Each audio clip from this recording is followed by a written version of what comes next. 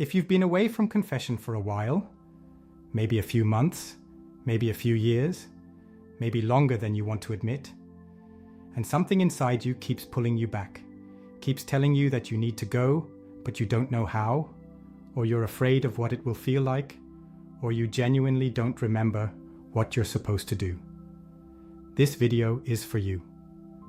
Lent is the moment the Church has set aside for exactly this. And by the end of what I'm about to share, you are going to know exactly how to walk into that confessional, step by step, with nothing left out and nothing to fear. Stay with me. I'm Pastor Robin Schwarz. Today we're going to walk through the sacrament of confession the way it was always meant to be understood. Not as a courtroom where you are being judged, but as a clinic where you are being healed. If that reframes anything for you, good. That's the point. And if this helps you take a step you've been putting off, I want to hear about it in the comments. Here's what nobody tells you about avoiding confession for a long time. It doesn't just leave you stuck spiritually, it shapes the way you see yourself. When we carry unconfessed sin, and I mean real sin, the kind we know is wrong, the kind that sits in the back of our mind when we receive communion or kneel down to pray, it creates a low-grade heaviness that colors everything. It makes prayer feel hollow. It makes the Eucharist feel distant. It makes us feel like we are on the outside of our own faith, looking in through a foggy window. And the longer it goes, the more complicated it feels to go back. The weight becomes familiar. And familiar, even when it's painful, starts to feel normal. If you've felt that, I want you to hear this clearly. You are not too far gone. There is no version of your story that is outside the reach of this sacrament. Not one. Let's go to Scripture to anchor what we're talking about. In the Gospel of Luke, chapter 15, verses 20 through 22, Jesus tells the story of a son who has taken everything from his father, wasted it, and hit rock bottom. And when he finally decides to go home, he rehearses his apology the whole way there. He plans exactly what he's going to say. He expects to be received as a servant, not a son. But here's what Jesus says happens. While he was still a long way off, his father saw him and was filled with compassion for him. He ran to his son, threw his arms around him, and kissed him. The father ran, before the son even finished his speech. Before he could fully explain himself, or justify himself, or prove his remorse. The father ran.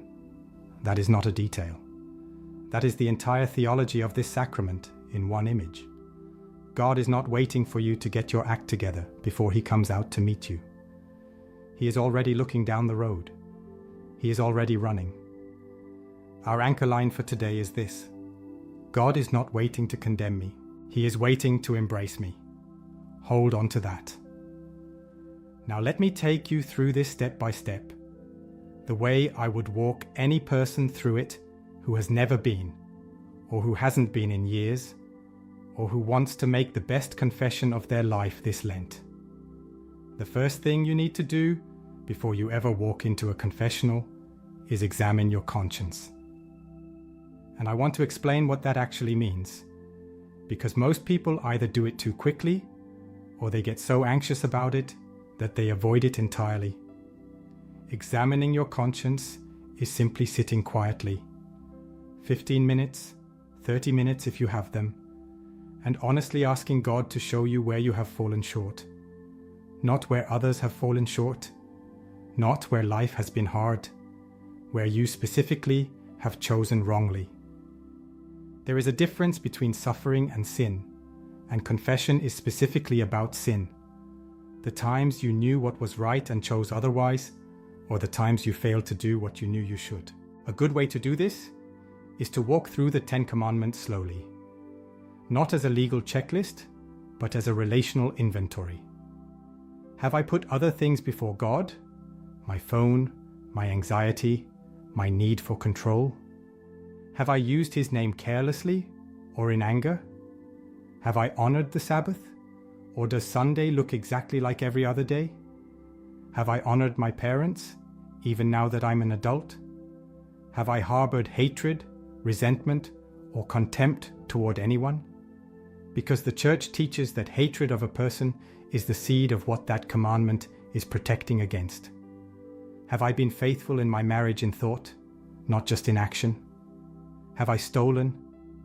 And that includes time, reputation, credit that wasn't mine. Have I lied? Have I been consumed by envy or greed toward what others have? This is the examination. It is not meant to crush you. It is meant to bring clarity. Because you cannot receive healing for something you haven't named, take a piece of paper if it helps. Write things down, not to torture yourself, to be free. Now here is something many people skip, and it is the most important interior movement of the entire sacrament. It is called contrition, and it simply means sorrow, not the feeling of getting caught, not embarrassment, not the discomfort of having to say something out loud to another person. Genuine sorrow, the kind that comes from understanding that sin damages your relationship with God, with the people around you, and with who you were made to be. There are two kinds of sorrow the Church recognizes. The first is sorrow because you fear the consequences of sin, the damage it causes, the way it separates you from God. That is valid, and the Church accepts it. The second is deeper. Sorrow not because of what sin costs you, but because you love God, and you know that what you did grieved Him. That second kind is what the Church calls perfect contrition, and it is what you want to aim for. Not because the first kind doesn't count, it does, but because the deeper your sorrow, the more complete your healing. Before you walk into that confessional, spend real time here. Ask the Holy Spirit to give you the grace to be genuinely sorry, not just uncomfortable. That is the prayer that unlocks the rest. Think about how a real doctor works. You don't go to a doctor and say, "I don't feel well, just do something." You describe your symptoms. You give specifics. You trust that the more accurate you are, the better the treatment can be. Confession works the same way. And here's where many people freeze. They don't know what to say, or they are afraid of saying too much, or they say too little, and walk out feeling like something is unfinished. So let me walk you through the actual words. When you walk into the confessional, whether it is face-to-face with the priest or behind a screen, both are valid and you can choose. You begin with the sign of the cross and you say, "Bless me, Father, for I have sinned. It has been since my last confession." That's it. That is the opening. The priest will usually say a short prayer or a word of encouragement, and then he will invite you to confess your sins, and you simply tell him. Not in a dramatic way, not in a minimizing way, just honestly. I have been angry with members of my family and said hurtful things. I have missed Mass on Sundays without a serious reason. I have looked at things I shouldn't have looked at online. I have held resentment towards someone for years and refused to forgive. That is the format, what you did. Roughly how often or how seriously, if it's relevant. Nothing more is required. You do not need to tell him the life story behind each thing. You do not need to over-explain or justify. You confess. He listens. He may ask a clarifying question, not to embarrass you, but to make sure he can give you the guidance you need. And then he will offer you some counsel, give you a penance, and ask you to make an act of contrition. The act of contrition is a short prayer expressing your sorrow and your intention not to sin again. Some parishes have it written on a card in the confessional. If you don't know it by heart, that is completely fine. You can read it, and most priests will have it available. The one most people know goes like this. "O my God, I am heartily sorry for having offended Thee. and I detest all my sins because I dread the loss of heaven and the pains of hell, but most of all because they offend thee, my God, who art all good and deserving of all my love. I firmly resolve, with the help of thy grace, to confess my sins, to do penance, and to amend my life. If those exact words feel like another language to you, that's okay. A modern version simply means, God, I am sorry for what I've done. I don't want to do it again. Help me. The disposition of the heart is what matters. Then the priest speaks the words of absolution, and I want you to stop and take these in because they are extraordinary. He says, and this is from the rite of penance, God, the Father of mercies, through the death and resurrection of his Son, has reconciled the world to himself and sent the Holy Spirit among us for the forgiveness of sins. Through the ministry of the Church, may God give you pardon and peace, and I absolve you from your sins in the name of the Father, and of the Son, and of the Holy Spirit. When those words are spoken over you, it is not the priest forgiving you by his own authority. It is Christ forgiving you through the ministry he gave to his Church. The priest is the instrument, the mercy is God's, and when you walk out of that confessional, you are clean, completely, not partially, not provisionally, completely. The penance the priest gives you, usually some prayers, sometimes a small act of charity or scripture reading, is not a punishment. It is a medicine.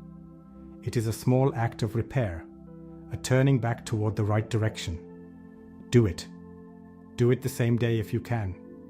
Not because you have to earn what just happened, you don't, but because it is the final step in the process, and completing it honors the seriousness of what you just received. St. Augustine spent years running from God, years of intelligence used to avoid the very truth his heart was made for. His mother Monica prayed for him without ceasing. And when he finally broke, when the grace he had been resisting all his life finally found the crack in his armor, he wrote words that have outlasted empires. You have made us for yourself, O Lord, and our heart is restless until it rests in you. Augustine made his confession. He received baptism as an adult at the Easter Vigil in 387, having lived an entire life on the other side of that grace. And he went on to become one of the greatest minds in the history of the Church, not in spite of his past, in many ways because of it, because he knew precisely what he had been forgiven. And that knowledge made him fierce in his love for God. Your past is not an obstacle to your faith. It is the very thing that, once brought to confession, becomes the fuel for it. Here is your challenge for the next 24 hours. Find out when your parish offers confession this Lent. Most parishes have extended hours during Lent, extra evenings, extra Saturday slots. Some dioceses have "The Light is On for You" nights where every church in the diocese is open at the same time. Look it up today. And then choose a time and put it in your phone as an actual appointment. Not a vague intention. A date, a time, a place. And then I want you to come down to the comments and write just one word. Going. That's it.